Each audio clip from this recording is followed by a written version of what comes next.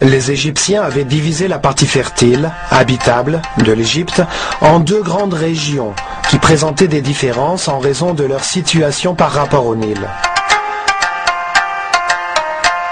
Le delta du fleuve, quand le Nil se jette dans la Méditerranée, forme une vallée fertile appelée la Basse-Égypte. Son symbole hiéroglyphique est une abeille, et le pharaon porte une couronne rouge pour montrer son pouvoir sur cette région.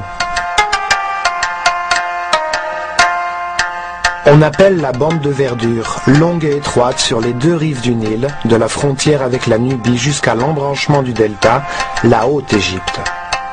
Elle est symbolisée en forme hiéroglyphique par un buisson, et le pharaon porte une couronne blanche pour signifier son autorité sur cet autre territoire.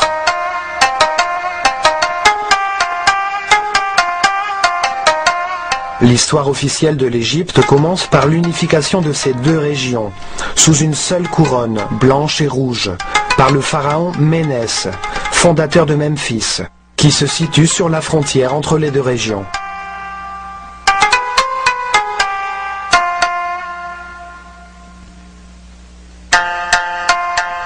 À Abydos, au sud, en Haute-Égypte, se trouvent deux temples, l'un à côté de l'autre.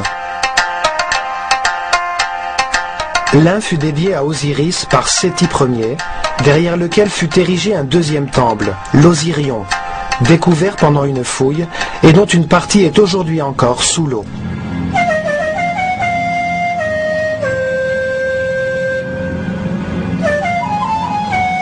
Le niveau de l'eau a d'ailleurs bloqué les travaux de restauration, car l'eau se déverse à l'intérieur du temple plus vite que les pompes ne pourraient l'enlever. On estime qu'il a été construit au sommet d'une colline, vers l'an 9000 avant Jésus-Christ, quand le niveau phréatique et celui de la surface du Nil se trouvaient 10 mètres plus bas. Ce fut le premier temple égyptien consacré à l'explication de la vie comme d'un voyage, fait de réincarnations successives qui nous permettent de connaître l'univers, de passer de l'ignorance à la sagesse. Son architecture massive, sans hiéroglyphes, composée de grandes plaques et de pierres extrêmement lourdes, ressemble beaucoup à celle des temples construits devant le Sphinx. Il se compose d'énormes blocs irréguliers, différents les uns des autres, taillés avec une étonnante précision qui forment des jointures parfaites.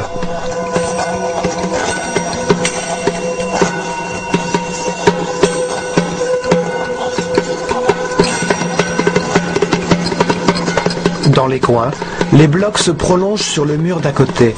Ils ont dû être taillés pour obtenir cette forme, ce qui devait rendre la tâche plus difficile, car ils étaient en granit d'Assouan, qui est une matière extrêmement dure. Cela signifie que les Égyptiens possédaient une technique de construction aujourd'hui disparue, à une époque où l'on prétend qu'il n'existait aucun instrument permettant de réaliser des tailles aussi précises, de déplacer ces lourds blocs de pierre et de les assembler avec une telle exactitude. En réalité, la connaissance technique héritée des survivants du déluge a été utilisée dans le cercle limité et fermé d'une organisation secrète de prêtres savants. Les techniques ou les instruments utilisés n'ont jamais été mis à la disposition du peuple, probablement parce qu'il était très dangereux de les confier à des esprits primitifs qui ne maîtrisaient pas leurs émotions et leurs passions.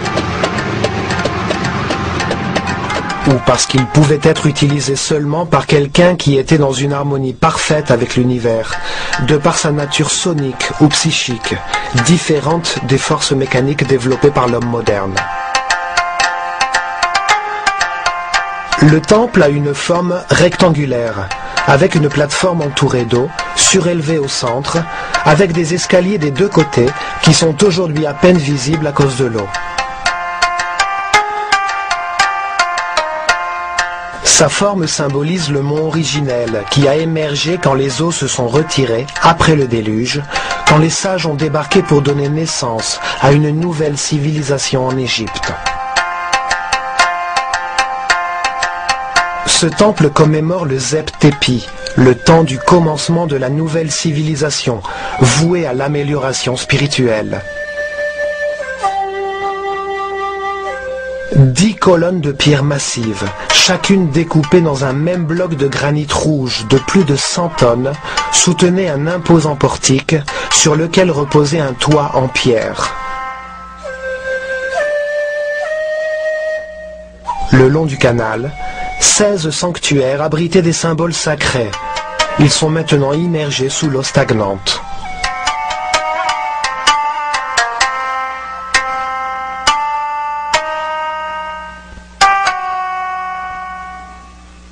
Dans le coin supérieur de l'une de ces énormes colonnes se trouvent 2 cercles étranges, contenant des figures géométriques dont les bords se touchent. On dirait que le granit a été brûlé pour y imprimer de fines lignes circulaires.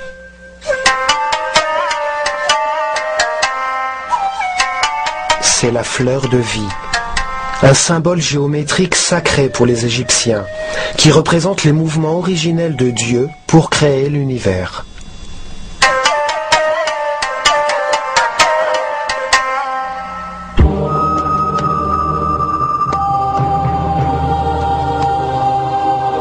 La fleur de vie est un symbole ésotérique égyptien qui décrit la géométrie sacrée à l'origine de l'univers et qui détermine les processus naturels, comme les mitoses des cellules ou le mouvement du soleil et des planètes.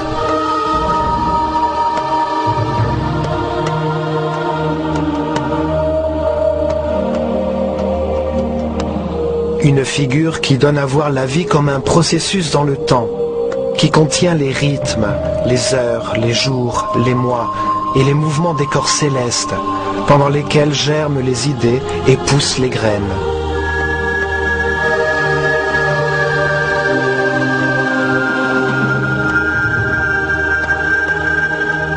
La fleur de vie représente le moment où Dieu met sa volonté en action, quand sa conscience se réveille pour créer l'univers, quand il abandonne son état de repos, de non-ego, de non-être, de vide et d'obscurité. C'est le moment où Atum-Ra, Dieu non manifesté, se transforme en Ptah, Dieu qui a créé tout ce qui existe. Le Fiat Lux est le moment où naît la fleur de vie et où tout commence, le début du premier cycle. Pour les Égyptiens, Dieu s'est mis en mouvement à partir d'un point central conceptuel, l'œil d'Horus, d'où la fleur de vie et son fruit, l'univers, la création, sont sortis. Ce point est le point de référence du mouvement. C'est le point de départ de la géométrie sacrée, à partir duquel Dieu a créé le premier espace virtuel de l'univers.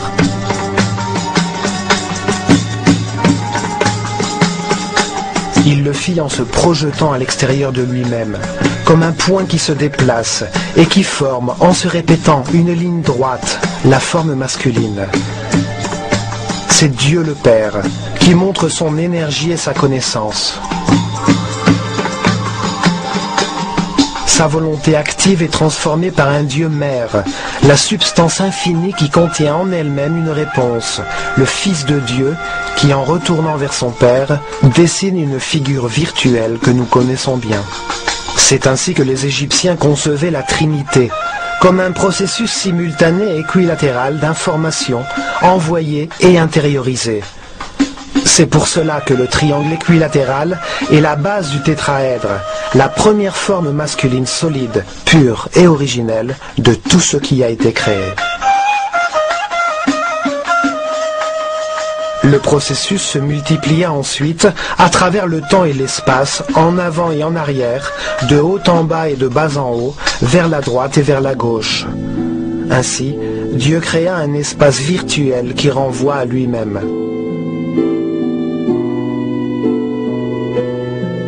Simultanément, le volume que nous percevons, autour du point de départ, se mit à tourner, faisant apparaître le principe féminin, la sphère. Un espace passif, sans tension, dont tous les points renvoient au centre, à l'œil d'Horus. Cette sphère est l'utérus qui contient tout, la substance de tout volume et de toute forme. C'est une expression d'unité, de totalité et d'intégrité. Aucun point sur sa surface n'est plus important que les autres, et ils sont tous équidistants de son centre d'énergie, d'où ils proviennent tous.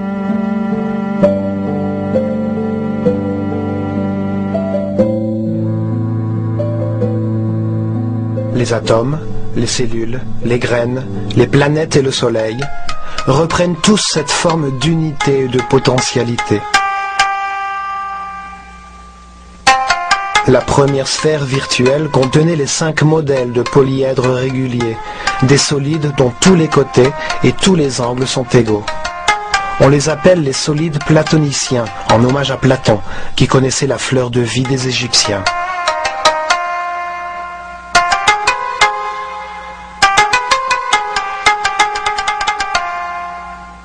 Ce sont les fondations, les briques avec lesquelles tout l'univers s'est construit. Ils symbolisent les 5 éléments de la nature. Le feu, la terre, l'air, l'esprit ou l'éther et l'eau.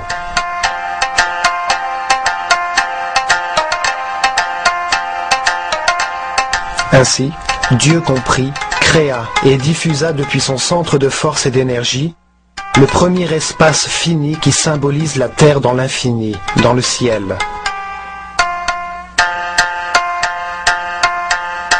La Bible dit « Au commencement, Dieu créa le ciel et la terre. La terre était informe et vide. Il y avait des ténèbres à la surface de l'abîme, et l'Esprit de Dieu se mouvait au-dessus des eaux. »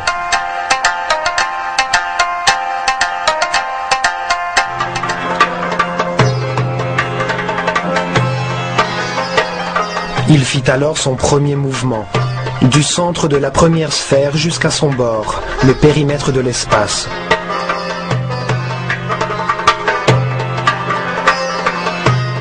De ce nouveau point central, il provoqua les mouvements qui, nous le savons déjà, se répètent pour former une nouvelle sphère. À l'intersection de 2 sphères identiques se trouve la forme la plus importante d'entre toutes.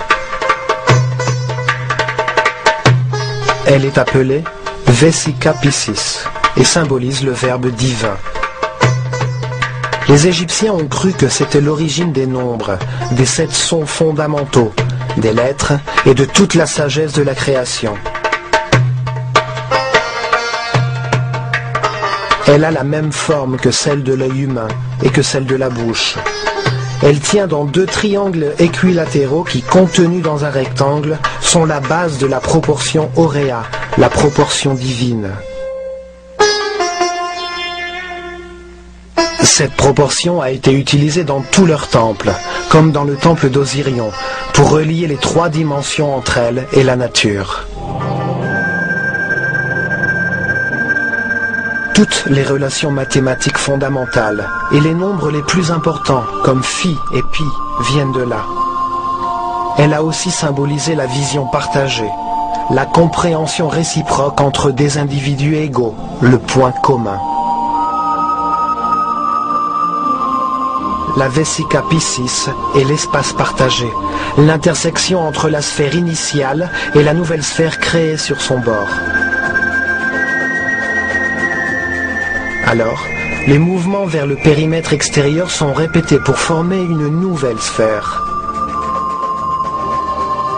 Chacune d'entre elles est une nouvelle dimension, un nouveau son dans l'échelle musicale, une nouvelle couleur dans l'échelle chromatique.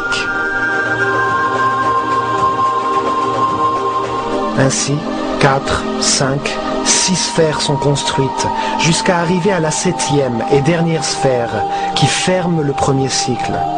Alors, la graine de vie apparaît.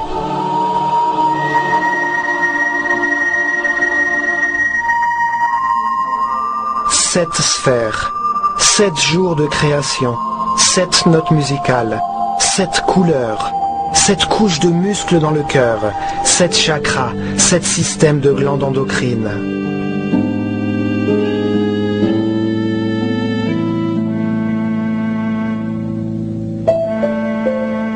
Ce dessin géométrique est répété à l'infini. C'est la base de tout ce qui existe. Sur ce fondement, la nature fait grandir les fleurs, crée 2, 4, 8 cellules primaires à partir d'une seule et construit le corps humain ou les galaxies de la même manière. En se développant dans une spirale éternelle, elle crée de nouvelles sphères. Au bout de 3 tours, la 19e sphère se forme et avec elle apparaît la fleur de vie. Ce dessin géométrique prend la forme d'une fleur, mais il est en même temps un processus éternel. Il contient les harmonies musicales, le prisme de la lumière, la matrice de la croissance des tissus vivants.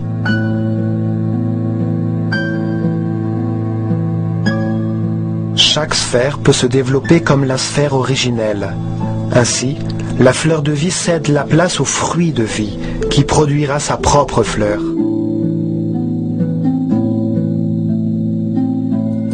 Chaque sphère contient 5 solides platoniciens. C'est l'union des énergies masculines et féminines, des droites et des lignes courbes, des 2 matrices géométriques qui sont à la base de toute la réalité.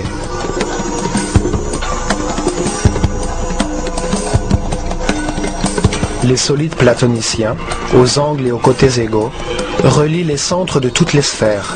C'est ainsi que se forment le tétraèdre, le cube, l'octaèdre, l'icosaèdre et le dodécaèdre.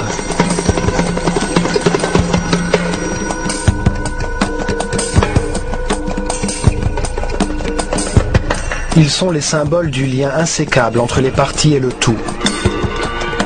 Ils forment un principe d'unité géométrique de toutes les formes, dans leur grande diversité. Toutes les matrices, toutes les formes et toutes les structures qui existent dans la nature, depuis la plus petite particule jusqu'à l'univers entier, en passant par les formes de vie perceptibles à l'œil humain, tout cela suit une matrice géométrique qui nous révèle la nature de chaque forme.